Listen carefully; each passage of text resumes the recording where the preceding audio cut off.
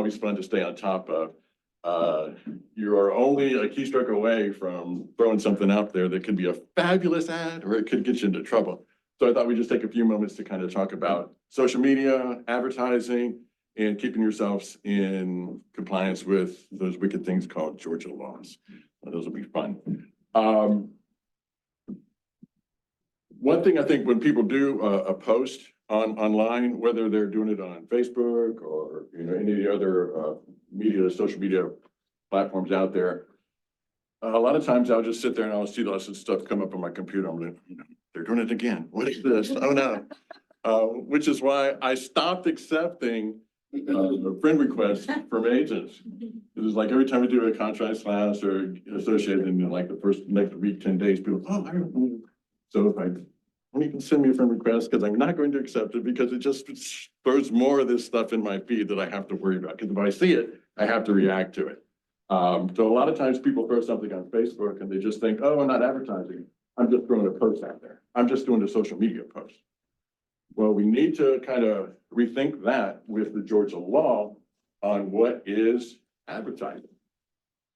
And the Georgia law says that advertising is any manner, method, or activity by which a licensee through the use of any media, that's pretty broad, any media, makes it known to the general public, real estate is for sale, rent, lease, and for exchange. So if we're posting our listing on Facebook, would that be advertising? Absolutely. And by any media, let's just take a look at any media. What is media according to Georgia law? Media includes and not limited to print, photographs, broadcast, internet.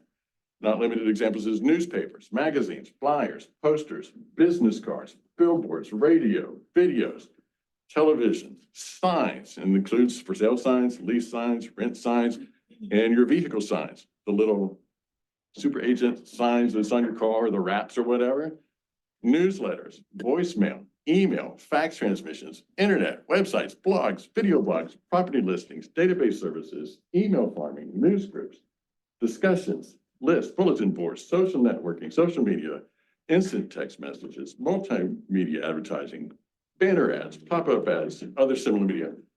Folks, that's everything. That's a lot. And so anything you want to put a property on there or talk about your services or whatever, those are all the media forms I could ever think of to doing. So advertising, media, so it really applies to everything. You just jump from property to services. They're two different things we'll talk about. Okay. But yeah, you can advertise property or you can advertise your services here or whatever. So when we're doing this, that just pretty much tells us anytime we throw anything online, if it's real estate related, we have to realize that we are advertising. And then we've got to make sure that we're following the rules for Georgia.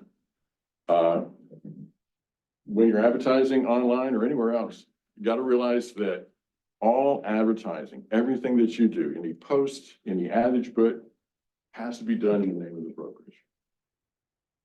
Which I find that is probably one of the most things that gets blown away when we're doing like social media posts and things like that.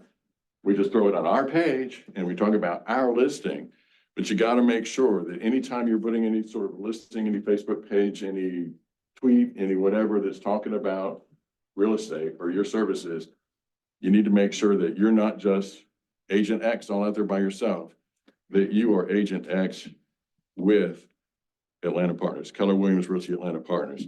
Please remember that we have 5 words in our real name. Keller Williams Realty Atlanta Partners. I also see a lot of things that says Keller Williams Realty or Keller Williams Atlanta Partners. Keller Williams Realty Atlanta Partners. There's 5 of it. So if you get it right, give yourself a high five. Keller Williams Realty Atlanta Partners. So make sure anything you do, you got to reference that you are with Keller Williams Realty Atlanta Partners and you're there. Now, as she brought up, if we're dealing with specific real estate, we've got another layer of rules we need to familiarize ourselves with and make sure that we are making sure we're doing.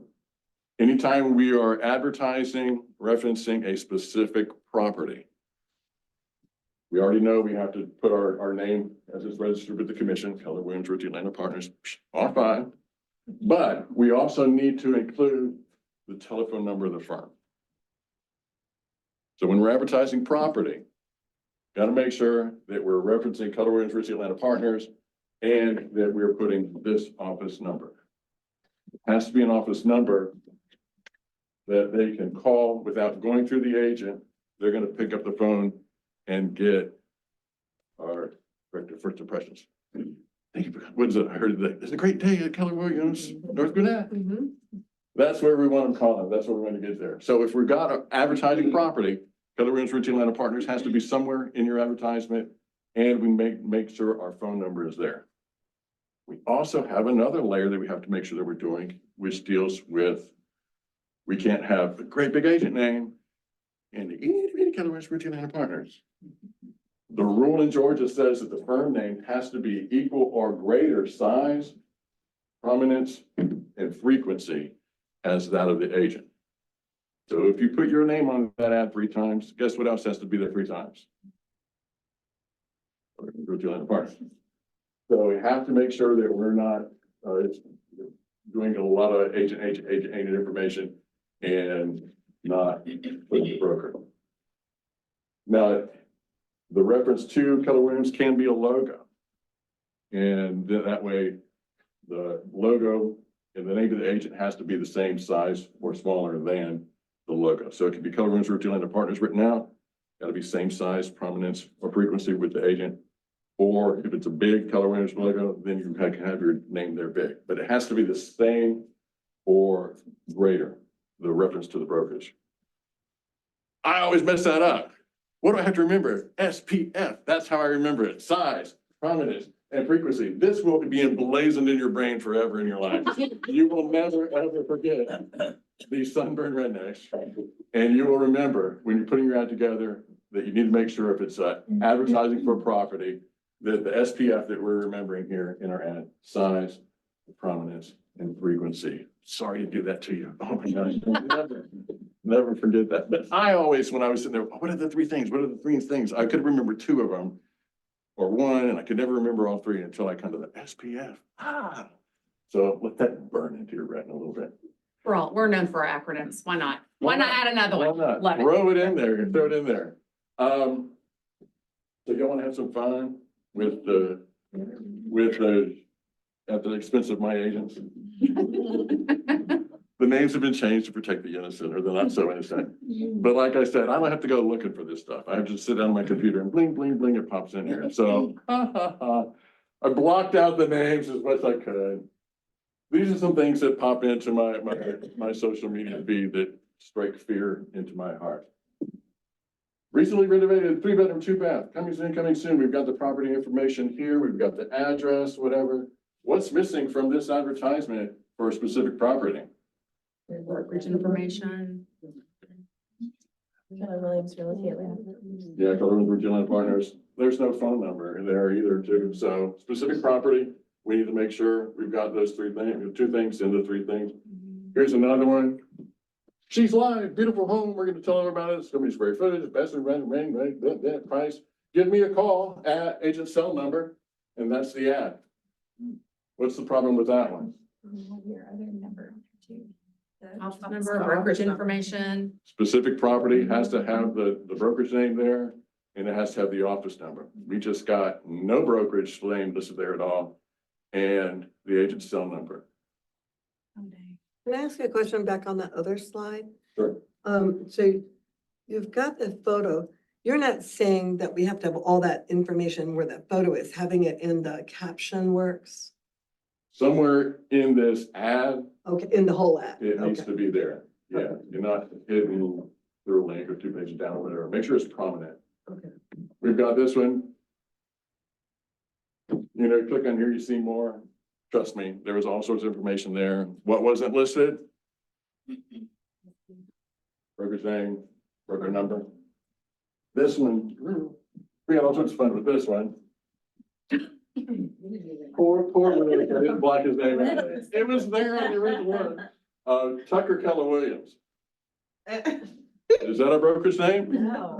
What is our broker's name? Keller Williams Atlanta Partners. No, Keller Williams. what? Realty Atlanta Partners. All right, see, all right, look at the sign. Keller Williams Realty. Is there a problem with the sign? Yes, What else is wrong with the sign? there's no Doesn't have number the for brokerage the number. broker. No brokerage And number. it's, And then the ad itself. What's missing? All of it. Everything. Everything. Thank you. What should be there? Everything. We're advertising specific property, so what do we need to say there? The brand, the Keller Williams Realty Atlantic Partners, and then the phone number. Absolutely. I love this comment. Are you trying to torture us? Yes, especially your broker. Ah. Beautiful listing, Cottage of Summer Grove. Call me to see it. where? How Where? you gonna call? What are we missing? A number. Brokerage, phone number. We got nothing. Who are you, Linda?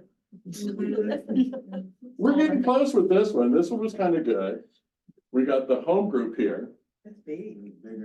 Do we also have reference to the brokerage? Yeah. Finally, we finally got one that's referenced the brokerage, right? Think But about it. what's wrong with the reference to the brokerage? Small, the logo, and then there's no number. It's itty bitty, right? Size, prominence, and frequency. How big should this be? The same Same size. or larger than, Same or larger. Perfect. And we got a phone number. Call us with questions. I got questions. What's your broker's number? Right? So we gotta make sure. So we're close. They were getting there.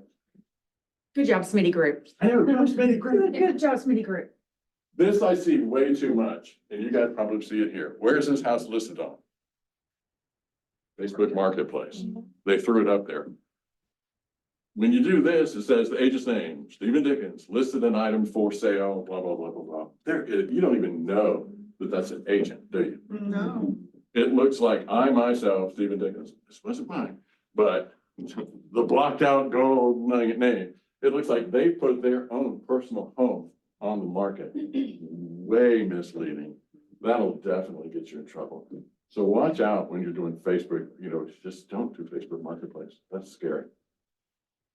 Coming soon, Peter City, so there's another one. This was a listing, but you would never know it.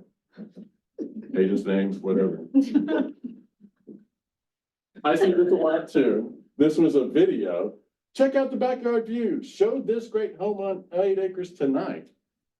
So here we have a buyer's agent that went to somebody else's agent's property. Showed it, took a video of it, and is sharing that on their Facebook page that evening. Somebody else's listing. Is that a problem? Those of you that are really still and quiet may need to hear this. Do I have permission as a buyer's agent to list on social media a home that I showed today that I really thought was great looking?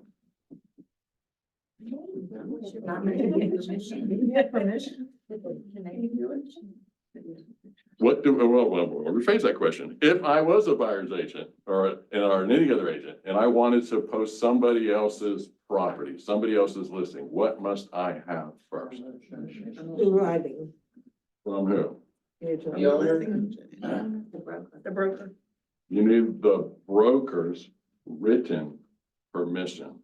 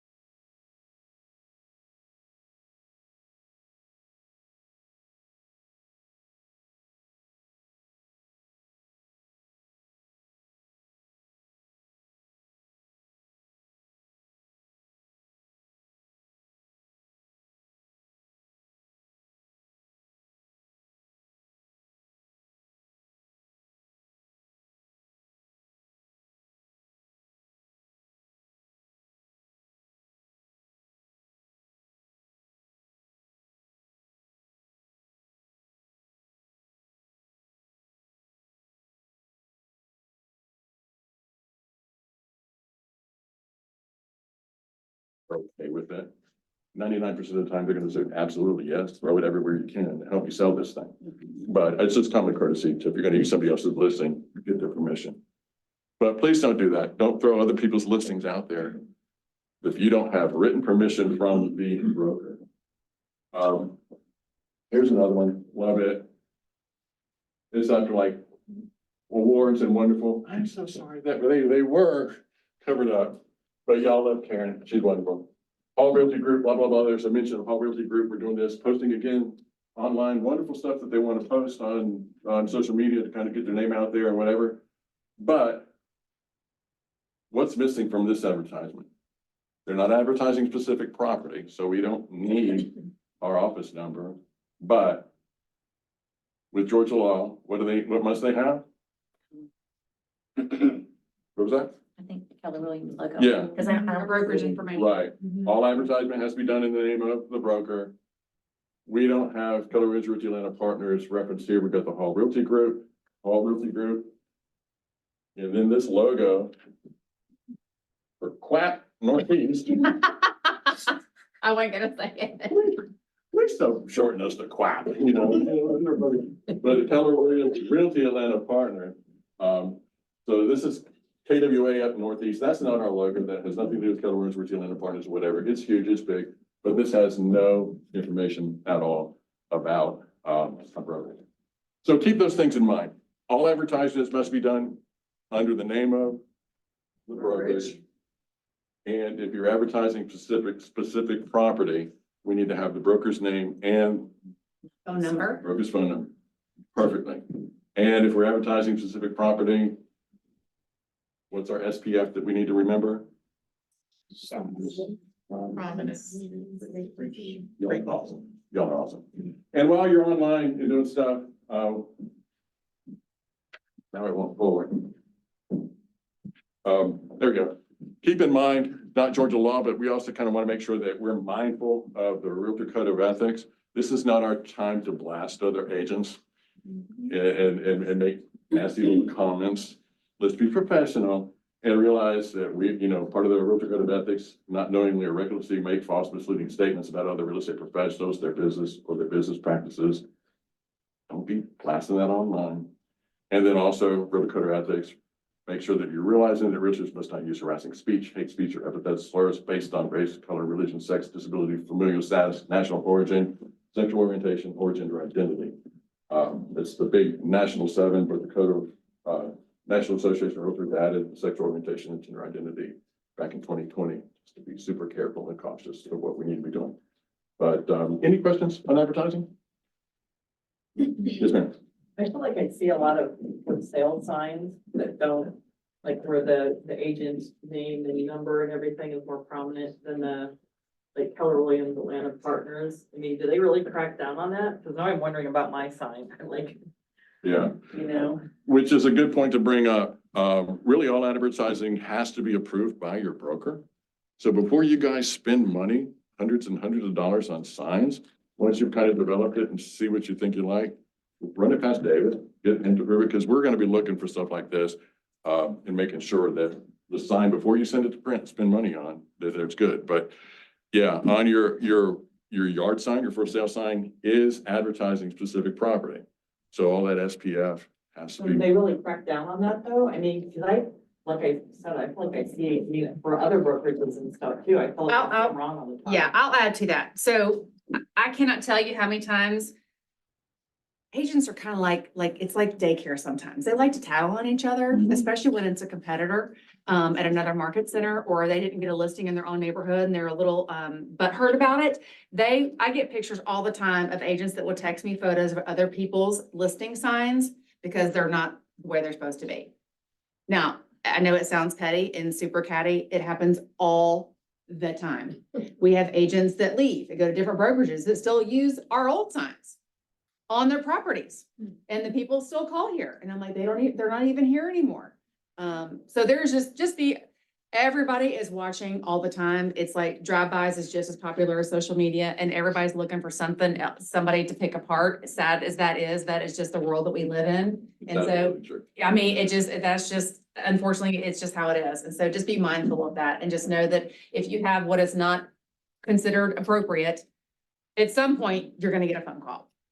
So Yeah. just The real estate commission is not driving around town looking at yard signs, but they are, neighbors are. they are reactive, not proactive. They're not looking for stuff, but when things get brought to their attention, they have to react to that. And like she said, we get calls about illegal signs all the time. It's usually an agent telling another agent. Mhm. Agent X got the listing in that agent's subdivision that they think they own, and now they're mad, you know, so they want to point out or whatever, the sign is wrong or whatever, but yeah, we get that all the time. Agents will tell on agents for signs, most likely. The general public usually doesn't care, and these laws are put in place to protect the public, but it's the agents that kind of pick on the sign. Good question. Any others? I'm gonna start firing off questions. So right now, what are like the top 3 things that you guys are seeing in compliance that in opportunities that you're sending back for corrections? And Manish, he's the head of I'm like, compliance. Go. Yes, speak up there. Basically, Stephen was talking about brokerage information. All your documents that require brokerage information, make sure you have the correct information. Make sure you know what your brokerage name is, what your license number is, what your brokerage address is, MLS code, your brokerage license number.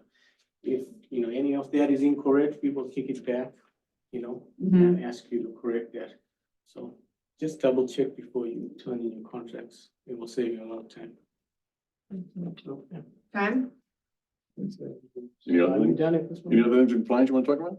Yeah, we just got a couple of things I'd like to talk about.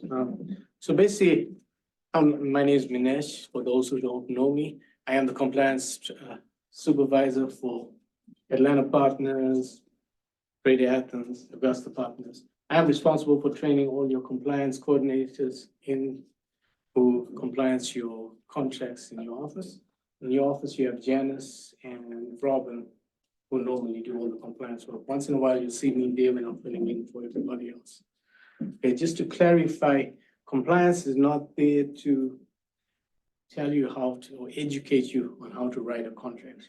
Our job is basically to review all documents that you submit to us and make sure that it's filled in correctly, and at the same time, make sure that all documents that are required are uploaded. So going on, so just picking back off that, I'm going to just talk to you about some things that will help you get through compliance, you know, get your opportunities approved well ahead of the time of your closing. So firstly, main thing that most people don't do, submit any signed agreement that you have within 24 hours that it is signed. So I'm talking about your listing agreement, your buyer brokerage agreements, and your contracts when they are bound. And that's just not a Keller Williams Atlanta Partners corporate thing. That again would be Georgia real estate law. Anytime you've got a signed agreement, buyer and seller, brokerage and client, you've got 1 business day to submit that to your broker per Georgia law. The way we do that is compliance and submit. So it's not just a corporate guideline, it's Georgia law. And at the same time, it helps you. If we find anything wrong with your brokerage agreements at that time, we can notify you right away so you can correct it before you go under contract. Okay, when it comes to the under contract, I know most of you are questioning, hey, I haven't got all my documents together. So how can I submit it within 24 hours? Go ahead and do so. Compliance is aware that, you know, you do not have all the documents. For instance, your escrow agreement, you haven't turned in earnest money, so you're not going to get an escrow agreement if the attorney is holding earnest money. So at that stage, compliance will review everything, and they will send you a message, say, hey, please upload your escrow agreement. Now, I don't want you to take that as they're telling you you don't know how to do your job or you missed something, because we know it's not due at that point. But that just helps us. It gives you a notification of what documents are missing, and at the same time, when we go back and it's resubmitted, we just look at the message that's there. It just makes it, you know, it saves our time. We look, okay, this is what's required. Okay, let's see if it's uploaded. It's uploaded. We review it and approve it. So that's the main thing with that. Another thing that would be helpful to you guys that we kick back is on brokerage agreements. Our broker requires the signature page to have all the seller and buyer's contact info on it. Okay, just in the event that they need that info, that is where they go to find the info. Okay, and a lot of times you'll see us kicking it back. And I say all the info, that means your physical address, your email address, and the phone number, okay? So just remember that, because that's something we will kick back for. So For based buyer and seller. for buyers and sellers, you know? It's not for them to, it's just for them to have in hand. That way, if something does go south on your deal, they're not calling you and trying to get the information from you. They just go straight to the opportunity, open up, and they can email or send a certified mail or give the agent a call at that point. And usually what we use that information for is if your deal goes completely south and you've terminated, and now you've got an earnest money dispute, and the buyer and the seller isn't signing it, or letting the earnest money.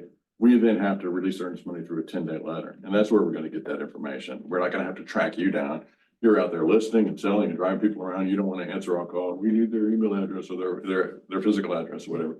You've already done that when you filled out your listing agreement or your BBA. So we'll just pull that out, not have to disturb you. We can go ahead and get that earnest money letter out to your client and not track you down and interrupt your day. Yeah, another thing that I want to talk to you about, you must be wondering, what is the turnaround when you submit a contract? What I say is 1 to 4 business days. Once you submit that contract for review initially, it will be 1 to 4 business days. At the moment, it's slow, so we're reviewing things between 1 and 2 business days. However, when it gets busy, allow up to 4 business days. Now, if your contract is not reviewed within 4 business days, by the 5th day, please contact your MCOM and let them know, hey, I submitted this on the 1st and today is the 6th and I haven't heard anything back from compliance and it hasn't been looked at. The reason I tell you that, because sometimes we do have a slight glitch in the system, and which I guess they're trying to work out, and it doesn't happen all the time. I get like maybe 1 or 2 issues every month, and that's throughout all our offices. What happens is on version 2, when you've terminated your first contract and when you submit version 2, somehow it's not showing up in our filters. And then a lot of people are calling us the day before closing, hey, it hasn't been reviewed. At that late, it's too late for me to get them the DA although they have everything in there. So just keep that in mind. With anything that's been resubmitted, we will try and we do our best to look at that within 1 business day. Okay. Next thing I'll talk about is terminations. And when contracts are terminated, a lot of people are not turning in the contract with the terminated doc. And they'll submit a new contract, and I'll look at version 1 and say, hey, we got a contract that's open here, and we got a contract that's under, active here. So where's the termination for the first one? So make sure as soon as you terminate that contract, that the termination document is uploaded and you submit it, so that the broker can go ahead and process that termination. Okay.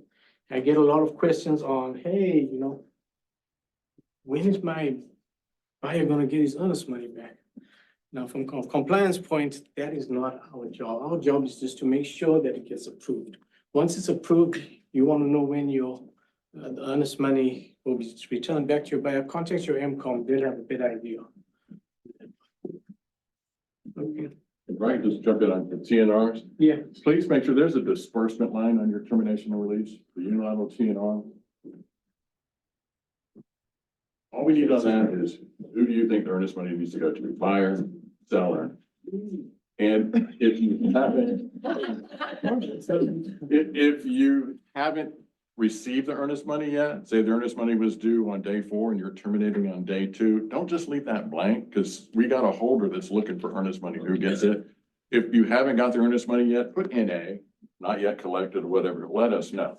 That's that. So buyer, seller, or not yet collected. Okay.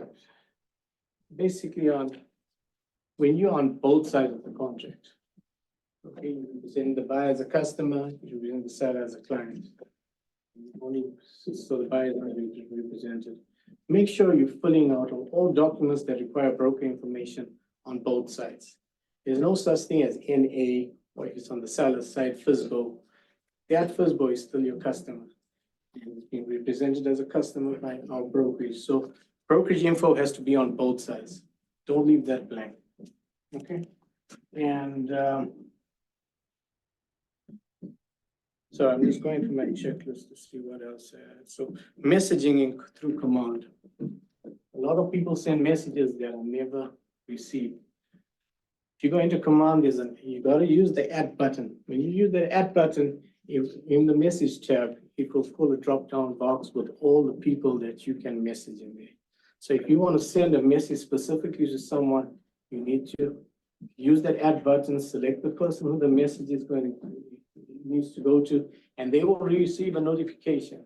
If you do not do that, that message will remain there forever until someone opens that opportunity and looks at that message tab. And that happens a lot when we return something and you have a question about it, and you don't use that add button, we'll never see it, and it will remain there. And that, I know at times people get frustrated with us, but use that add symbol, and that way we get the message and we can respond to you, immediately. Our compliance will ask you to correct some things. If you have any questions regarding what they're asking you to correct, and you feel that, hey, listen, I don't think what they're telling me is right, I would like you to use the add button, select my name, and let me know why you feel that it shouldn't be corrected. And at that stage, I can take a look at it and give you an explanation as to why. And I understand how people do make mistakes at times, and if you feel something is questionable, please don't hesitate to ask questions. That's the way we would do this. I've seen some nasty comments that come in. Okay. Last thing we're going to talk about is the affiliated business arrangement. I want to keep it short because a lot has been said. Everybody's like, oh, there it is, right, there it is. All of you got on the broker poll those who got on the broker poll on Monday. Was it Monday this week? Mhm. Last Monday. Or last Last Monday, Monday. sorry, last First Monday. Monday of the month. Mhm. So basically now the new ABAD form has been uploaded into Command. If you go to your consultation folder or in the listing folder, the underlying title is a hyperlink that will give you access to that form.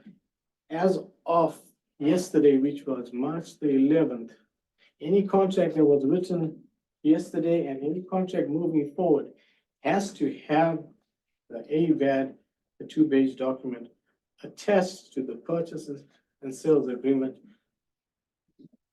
as of the binding date. If it is not, understand that it will not be in compliance, okay? Now, when we say not be in compliance means you will not get a DA if you're requesting a DA. Your opportunity will stay in return until it closes. Okay, and that's not a bad, it just means that you can still go to closing. However, once you close, just turn the paperwork in and stay in this process and your commission check will be cut. But please, guys, remember to do that. Just get in the habit of it because it's something that's required and, we don't want to get you guys into trouble. I'm not weak yet, but you can. Mhm. The ABAD is a RESPA requirement. We're dealing with federal laws. Anytime that we run the opportunity or the possibility of our brokerage making one extra penny on this real estate transaction that's not real estate commission, based on our affiliation with the people that we're in business with, we have to disclose that to all of our buyers. And that's RESPA law. And the way we do that is with that affiliated business arrangement disclosure.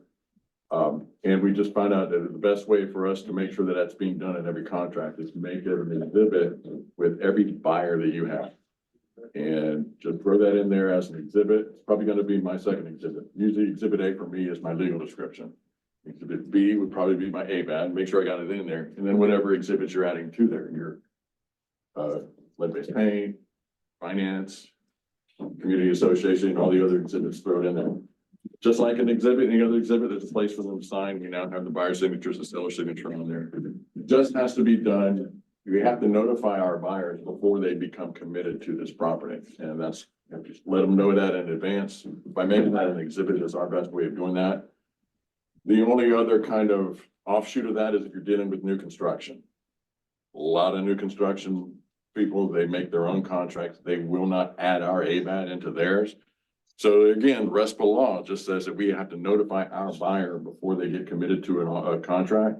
So just have that ABAD in command somewhere with the date prior to or the date of when your offer was written, and you will have complied with RESPA law. But that's the only I've got a thing question, of it would be, question. well, it's new construction. Yeah. Hello? Can you hear me? This is Bob. Hey, Bob. Hey, question for you on this. Getting the ABAD signed is easy, but there's a glitch in command when I write a contract for a buyer and I have the seller's names already filled in before I send it. The ABAD defaults to the seller's names, and in order for me to fix that, I've got to load it as a PDF and then put the names in. Are they working on that? Because it's been a problem not only for me, but I've heard other people say the same thing. So what's happening? It's more of like a DocuSign. DocuSign. Yeah. It kicks it out. Okay, so if you're using DocuSign, I guess let your team leader know and you can get that information to. Get Patrick on it. Yeah, or just maybe Chris, who's handling the DocuSign aspect of that?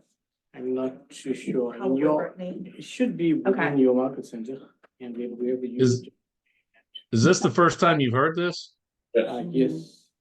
Me, Oh, okay. Well, it's only when I have a buyer contract and I have the seller's names filled in, it defaults to the seller side.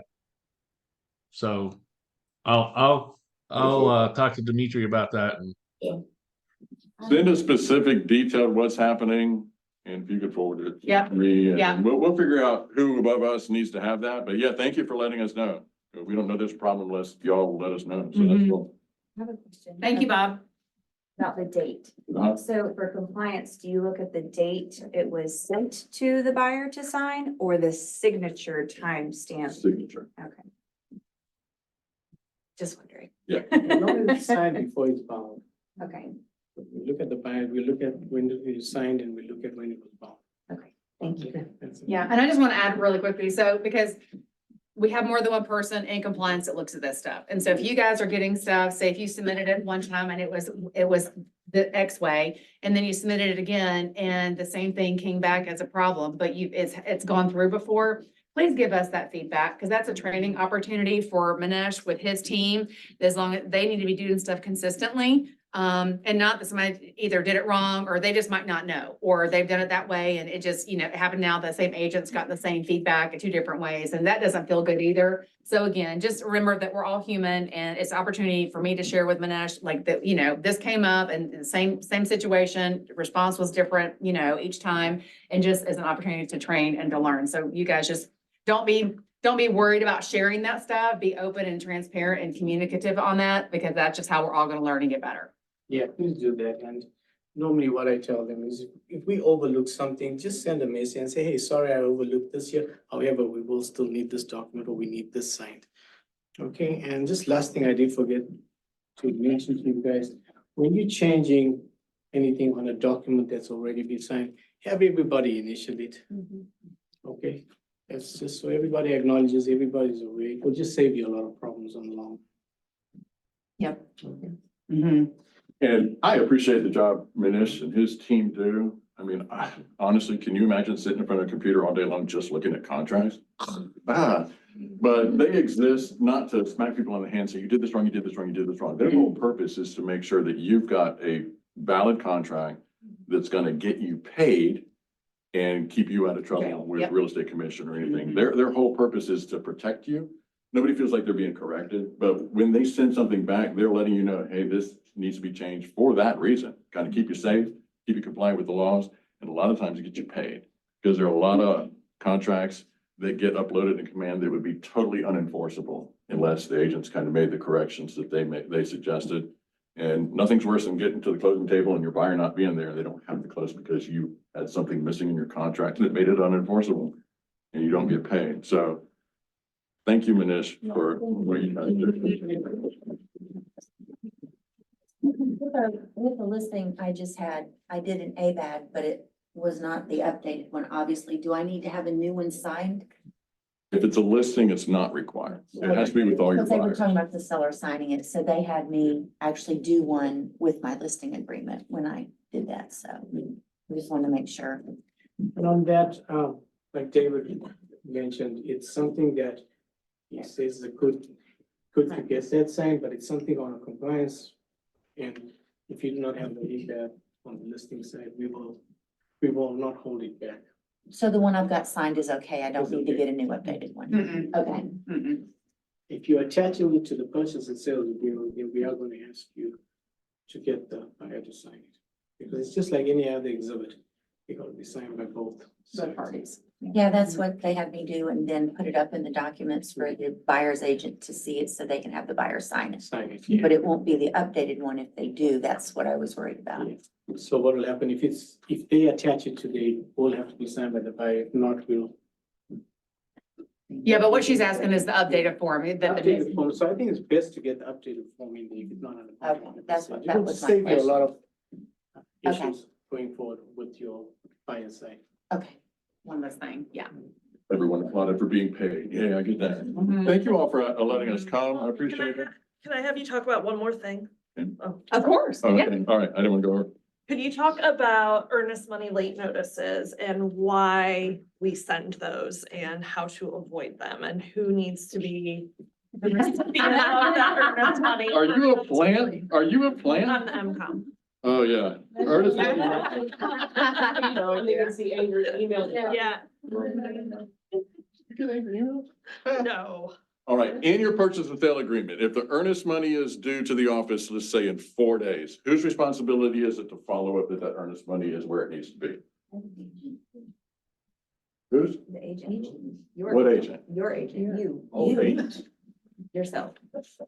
Every agent, right?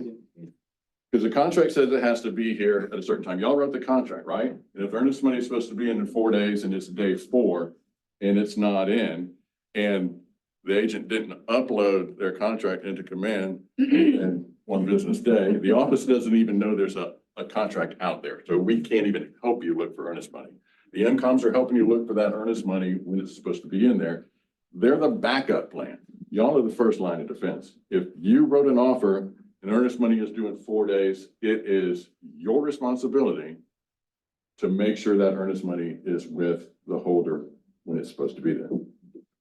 Buyer side, seller side, I don't care. If it's your buyer, then you need to make sure your buyer is adhering to the contract and making sure it's there, right? But if you're the selling side, earnest money's not coming to your office, do you need to be concerned with that as a listing agent? Most especially. Because if they never turn their earnest money in, 3 days before closing, they bail out outside of any sort of protection. What is that seller looking for then? Earnest money. Earnest money, because the contract says that's liquidated damages, right? If they never turned it in and you as a listing agent never checked in on it, is that seller gonna go, oh, okay, I understand. No. They're gonna want what? That agent to write them a check. Exactly. And what are I we know. gonna, what are we gonna have you do? Write the dang check, because it's a whole lot easier to write that check and move on than to stand in front of the real estate commission and say, oh gee, I really didn't think it was my job to do that, but you know. And how much earnest money will we allow us to hold as a holder? Y'all wanna write a 10 grand check? No. So follow up with that earnest money. If that earnest money isn't in, the MCOM needs to know about that, because per the contract, they have to do what?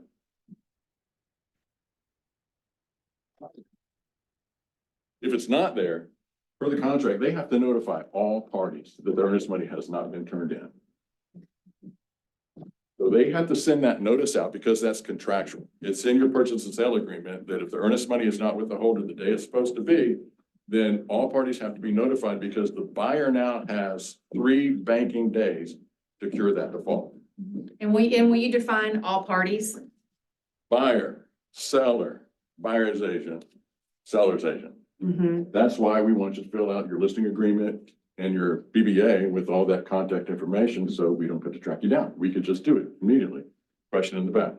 So when you're on the selling side and you find out the buyer has not turned in their earnest money, just go through that process real quick. All right, so you're the listing agent You're the listing agent. and you followed up with the holder. Yep. And say, is You earnest money cannot there? provide proof of earnest money deposit. Okay. Then what does the contract say?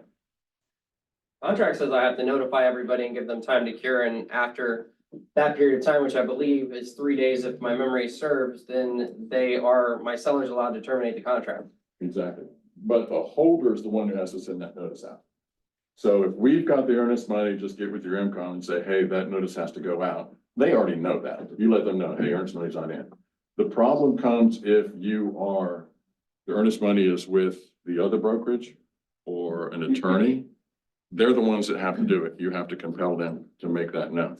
How do you But the compel them? holder, well, the other brokerage, you could threaten with the real estate commission. The attorney, you could threaten with the bar association, because they don't respond to, the real estate commission. But they're the holder, they refer to the bar association, they've got to do it. Most of your attorneys are good attorneys that we do a lot of business with, will know, but I've had to go duking with some mom and pops that they may not really be closing attorneys, they just, family law, that they're handling this for a friend or whatever, they're not reading the contract, they don't know. You have to point out, this is your job, you have to do this. So the holder has to send that notice. But those notices have to go out. And even if you tell this sweet little MCOM, I called them, they're on their way right now with that check. That notice is going out because we have to do it. It's contractual. And if we send that notice and that earnest money never gets turned in and the default happens and we've done our part. Nobody's writing the check to correct that, because as long as we notify all parties, we've done our job, and nobody's writing a check for their earnest money if we do that. So they're gonna send it out. They can easily send it out, we got it. Thanks everybody for your cooperation or whatever, and let them know. But that notice is definitely going out. When you do yours in the morning, like 11 o'clock, all those notices are out probably. The second that we get them, we send them. Yeah. As soon as. Yeah. Vanessa's people gets them to us. Did I talk about everything you wanted me to talk about? Yes, thank you.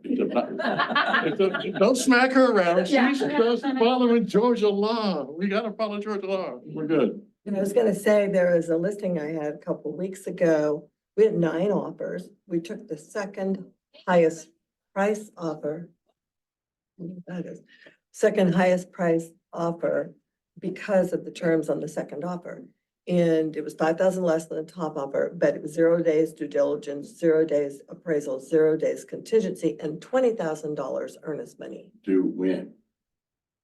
Well, in 3 days, which we got, but I had 3 to days of track diligence. 3 days from the binding agreement. And, but I had to stay on top of that, and sure enough, we didn't worry about the inspection, got through the, whatever, the finance, and then got to the appraiser, and the appraiser was trying to show off and pointed out 2 glitches. And we're like, okay, you want to terminate? I had people wanting that house, and then we had a better offer, but my client had an opportunity to walk away from that, and get $20,000 earnest money, so you have to stay on top of that. Yeah. And they almost did, so. My recommendation though would be if you're doing an offer with 0 days due diligence, that your earnest money needs to be with the offer. Yeah. Because in that situation, if you had 0 days due diligence, but you gave them 3 days to get earnest money in, by default, you just gave them. 3 days. Yeah, diligence. Okay. Because legally, they would owe you that earnest money if they terminated on day 2, but if it's not deposited, if it's not in hand, that buyer's not gonna go, oh yeah, I know I'm in default the contract, here's 20 grand. So if it's due at time of contract, time of I mean, offer, they could call you and say, hey, is there $20,000 from Bob and Mary Smith at but the if it's office? in the agent's possession, how long do they have to get it to me? Well, Scamper like a bunny. In the office. It doesn't go with the. Number one, agent. it ain't 20 grand if we're It going goes there. with the attorney. But yeah. Straight earnest to the money, office. The verbiage is as soon as possible or whatever, Soon as reasonably, practically practically possible. But this was a Friday, Do it had to now. be deposited with the attorney, which could only be Monday because he's not working Saturday and Sunday. So I didn't have any options on that. Yeah, cover yourself with earnest money. Awesome. Any more questions? No? Thank you guys so much. Ryan. It's you, right? Me? It's you. Come on up. Your pro is doing